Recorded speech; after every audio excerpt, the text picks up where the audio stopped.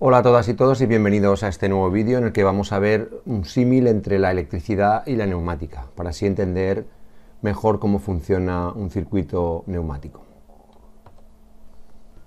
Un circuito eléctrico, ya estamos acostumbrados a entender cómo funciona, pues tendría un generador o pila, tendría un conductor, como sería este cable que va uniendo los diferentes elementos, tendría unos elementos de control, como por ejemplo un interruptor, y tendría unos elementos receptores, que son los que van a recibir la electricidad y la van a transformar en otra forma de energía, bien sea luz, calor, movimiento, el efecto que sea, y todo ello forma un circuito. Si comparamos esto con un circuito neumático, pues el circuito neumático es aquel que, en vez de utilizar la electricidad, utiliza aire, o en el caso de que sea un circuito hidráulico sería otro fluido, un líquido, con el cual podemos conseguir trabajo. Entonces, esta sería la equivalencia. Entonces, aquí tenemos este elemento de aquí, que es el compresor, que es el elemento que proporciona el aire comprimido que se va a utilizar en el circuito.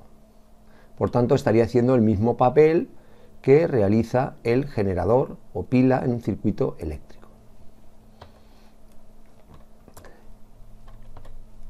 El siguiente elemento que tenemos aquí es la válvula, y esta válvula lo que permite un control sobre el paso o no paso del aire hacia en este caso, el cilindro, el receptor en este caso, ¿vale? Entonces su función es la de control.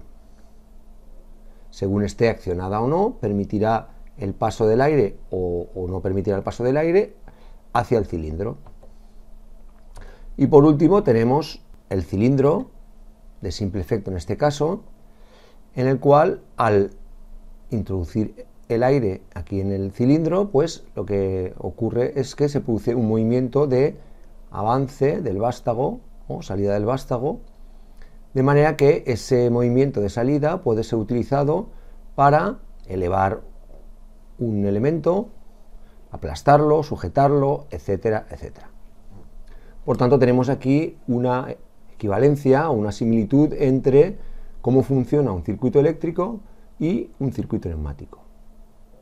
Resumiendo, el papel del generador aquí lo juega el compresor, el elemento de control, que en un circuito eléctrico sería un interruptor, un pulsador, pues aquí son las diferentes válvulas que vamos a estudiar, y los receptores de un circuito eléctrico, bombillas, resistencias, motores, ventiladores, etcétera, etcétera. Todos estos receptores aquí los llamamos actuadores, y el típico actuador es un cilindro, pero hay otros. Y los conductores, que serían el cable eléctrico por donde circula la electricidad, aquí son los tubos que conectan cada uno de los elementos, es decir, el tubo por el que circula el aire comprimido entre el compresor y la válvula, y entre la válvula y el actuador, en este caso el cilindro de simple efecto. Si tuviéramos un circuito hidráulico, la única diferencia sería en que no hay un compresor, puesto que sabemos que los líquidos no son compresibles, no se pueden comprimir, sino lo que tendríamos aquí es un elemento que bombearía, una bomba sería que bombearía o impulsaría ese líquido por esa tubería para que circulara en un determinado sentido. Entonces el compresor no está en un circuito hidráulico, sino que hay una bomba. Las tuberías estarían exactamente iguales como en el circuito neumático, por donde circularía, en este caso, si es hidráulico, pues el líquido hidráulico. Las válvulas son exactamente las mismas, funcionan y tienen la misma simbología que para neumática, y los actuadores también son muy similares. Pues eso es todo. Nos vemos en el siguiente video tutorial.